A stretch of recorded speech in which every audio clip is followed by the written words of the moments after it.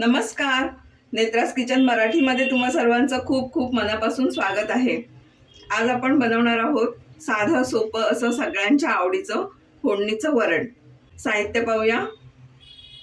इथे मी मुगाची डाळ आणि तुरीची डाळ मिक्स घेतली आहे.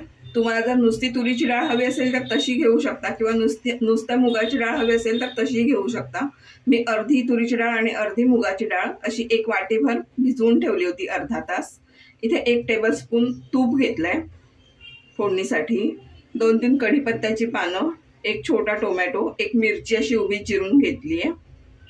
फोडणीसाठी जिरं, मोहरी, हिंग, हळद, कढीपत्ता, एक छोटा चमचा साखर, चवीपुरतं मीठ आणि वरून घालायला ओलं खोबरं आणि कोथिंबीर.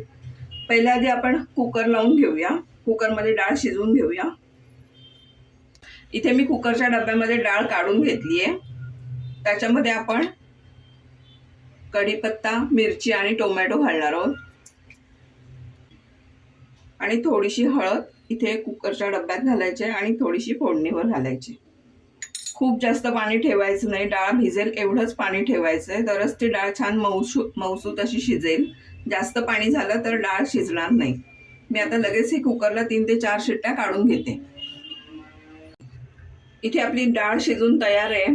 अगदी मऊसूत शिजली आहे बघा. त्याच्यामुळे मी रवीने सुद्धा घाटून घेत नाहीये. छान शिजले अगदी डाळ. आता आपण फोडणी घालूया. इथे मी एक पातेलं गरम व्हायला ठेवलंय. त्याच्यामध्ये आपण घालूया तूप. इथे आपलं तूप छान तापलंय, गरम झालंय. त्याच्यामध्ये आता आपण हे फोडणीचं साहित्य घालूया. जिरं, मोहरी, हिंग, हळद आणि कढीपत्ता.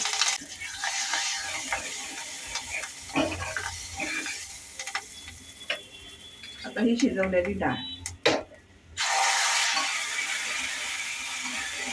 मिरचीचा तिखटपणा येत नाही पण फ्लेवर छान लागतो म्हणून एक घालायची.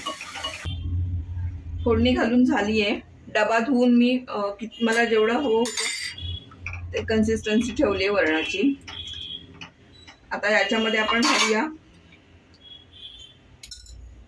साखर आणि मीठ, कोथिंबीर, खोबरं. खोबरं तुम्हाला आवडत नसेल तर नाही घातलं तरी सुद्धा चालेल. आणि या वरणामध्ये आपण कांदा लसूण वापरत नाही आहोत, त्याच्यामुळे नैवेद्यासाठी, उपवासासाठी असं हे वरण चालू शकतं. खरं तर वरणाचं साहित्य सगळीकडे सारखंच असतं, पण प्रत्येक घरात बनवण्याची पद्धत वेगळी असते थोडीफार. आता माझ्या पद्धतीने बनवून बघा एकदा. वरणाला छान उकळी आली आहे, मस्त सुगंध हरभर पसरलाय. मी आता गॅस बंद करते आणि सर्व करते. तर अशा प्रकारे आपलं मस्त असं फोडणीचं वरण तयार आहे. तुम्ही सुद्धा नक्की ट्राय करा. वरण भात, तुपाची धार आणि लोणचं पापड म्हणजे स्वर्गसुखच. आजची रेसिपी आवडली असेल तर व्हिडिओला लाईक करा, शेअर करा. नेत्रास किचन मराठी या चॅनलला सबस्क्राईब करा आणि बाजूचं बेल आयकन प्रेस करायला विसरू नका. चांगलं खा, निरोगी रहा. धन्यवाद.